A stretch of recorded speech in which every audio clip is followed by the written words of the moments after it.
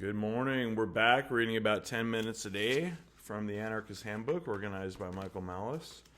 And we're beginning today toward the bottom of page 323, and we are reading from John Hasnas, The Myth of the Rule of Law, written in 1995. And we're starting with section 6, so we'll just go ahead and get reading. Episode 80 on 8/15/21 at the bottom of page 323. Section 6. I have been arguing that the law is not a body of determinate rules that can be objectively and impersonally applied by judges, that what the law prescribes is necessarily determined by the normative predispositions of the one who is interpreting it. In short, I have been arguing that law is inherently political. If you, my reader, are like most people, you are far from convinced of this fact. In fact, I dare say I can read your thoughts. You are thinking that even if I have shown that the present legal system is somewhat indeterminate, I certainly have not shown that the law is inherently political. Although you may agree that the law as presently constituted is too vague or contains too many contradictions, you probably believe that this state of affairs is due to the actions of the liberal judicial activists, or the Reaganite adherents of the doctrine of original intent, or the self-serving politicians, or the blank. Feel free to fill in your favorite candidate for the group that is responsible for the legal system's ills. However, you do not believe that the law must be this way, that it can never be definite and politically neutral. You believe that the law can be reformed, that to bring about an end to political strife and institute a true rule of law, we merely need to create a legal system comprised of consistent rules that are expressed in clear, definite language. It is my sad duty to inform you that this cannot be done. Even with all the goodwill in the world, we could not produce such a legal code because there is simply no such thing as uninterpretable language. Now, I could attempt to convince you of this by the conventional method of regaling you with myriad examples of the manipulation of legal language.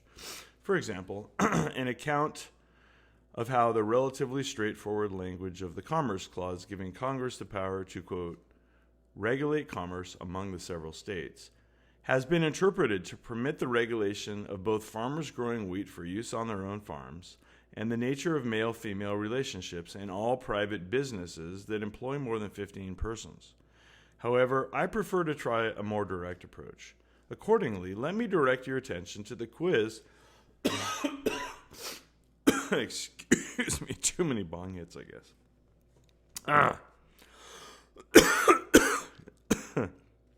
Accordingly, let me direct your attention to the quiz you completed at the beginning of this article. Please consider your responses.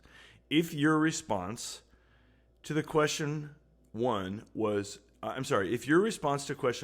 true, you chose to interpret the word no as used in the First Amendment to mean some. If your response to question 2 was false, you chose to interpret the word Congress to refer to the President of the United States and the word law to refer to an executive order. If your response to the question 3 was false, you chose to interpret the words speech and press to refer to the exhibition of photographs and paintings. If your response to question 4 was true, you have underscored your belief that the word no really means some. If your response to question 5 was false, you chose to interpret the words speech and press to refer to dancing to rock and roll music. If your response to question 6 was false, you chose to interpret the word Congress to refer to the IRS and the word law to refer to an IRS regulation. If your response to question 7 was false, you chose to interpret the words speech and press to refer to the acts of burning a flag. Unless your responses were 1 false, 2 true, 3 true, 4 false, 5 true, 6 true, and 7 true, you chose to interpret at least one of the words Congress, no, law, speech, and press in what can only be described as something other than its ordinary sense. Why did you do this? Were your responses based on the, quote, plain meaning of the words or on certain normative beliefs you hold about the extent to which the federal government should be allowed to interfere with citizens' expressive activities? Were your responses objective and neutral, or were they influenced by your politics? I chose this portion of the First Amendment for my example because it contains the clearest, most definite legal language of which I am aware. If a provision as clearly drafted as this may be subjected to political interpretation, what legal provisions may not be? But this explains why the legal system cannot be reformed to consist of a body of definite rules yielding unique, objectively verifiable resolutions of cases. What a legal rule means is always determined by the political assumptions of the person applying it. Section 7. Let us assume that I have failed to convince you of the impossibility of reforming the law into a body of definite, consistent rules that produces determinate results. Even if the law could be reformed in this way, it clearly should not be. There is nothing perverse in the fact that the law is indeterminate. Society is not the victim of some nefarious conspiracy to undermine legal certainty to further ulterior motives. As long as the law remains a state monopoly, as long as it is created and enforced exclusively through governmental bodies, it must remain indeterminate if it is to serve its purpose. Its indeterminacy gives the law its flexibility. And since, as a monopoly product, the law must apply to all members of society in a one-size-fits-all manner, flexibility is its most essential feature. It is certainly true that one of the purposes of law is to ensure a stable social environment, to provide order. But not just any order will suffice. Another purpose of the law must be to do justice. The goal of the law is to provide a social environment which is both orderly and just. Unfortunately, these two purposes are always in tension. For the more definite and rigidly determined the rules of law become, the less the legal system is able to do justice to the individual. Thus, if the law were fully determinate, it would have no ability to consider the equities of the particular case. This is why, even if we could reform the law to make it wholly definite and consistent, we should not. Consider one of the favorite proposals of those who disagree. Those who believe that the law can and should be rendered fully determinate usually propose that contracts be rigorously enforced. Thus, they advocate a rule of law stating that in the absence of physical compulsion or explicit fraud, parties should be absolutely bound to keep their agreements. They believe that as long as no rules inconsistent with this definite, clearly drawn provision are allowed to enter the law, politics may be eliminated from contract law, and commercial transactions greatly facilitated. Let us assume, contrary to fact, that the terms fraud and physical compulsion have a plain meaning not subject to interpretation. The question then becomes, what should be done about Agnes Seister?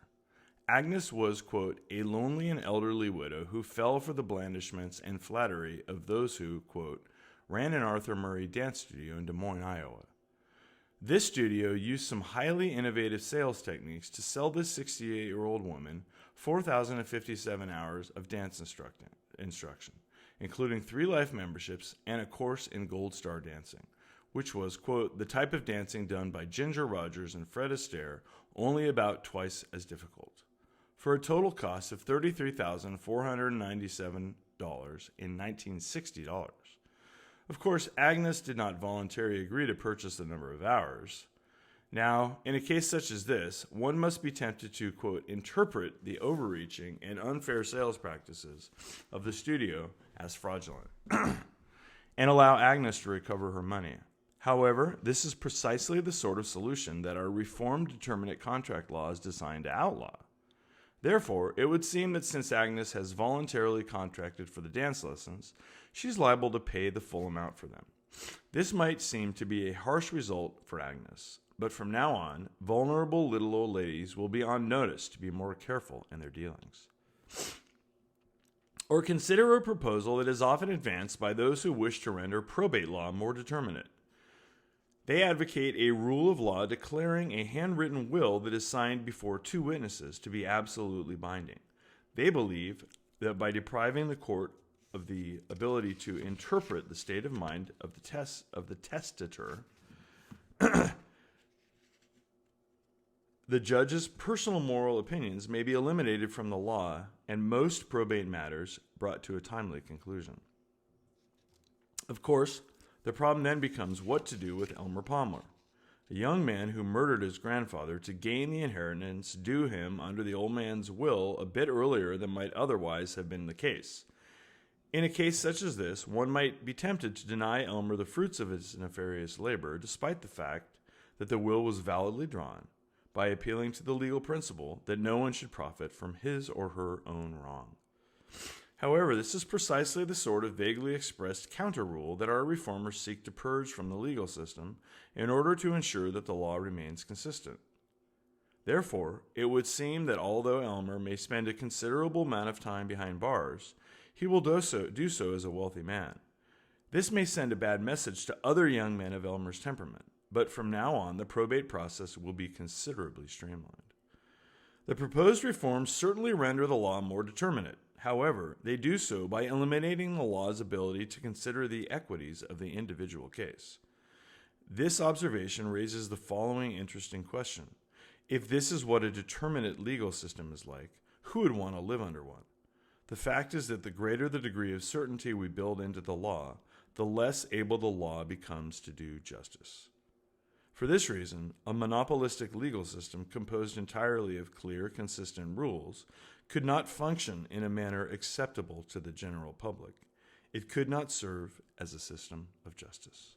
And we will wrap for the day at the bottom of page 327, and we'll come back probably tomorrow and read again. We're getting close to the end. Bye-bye.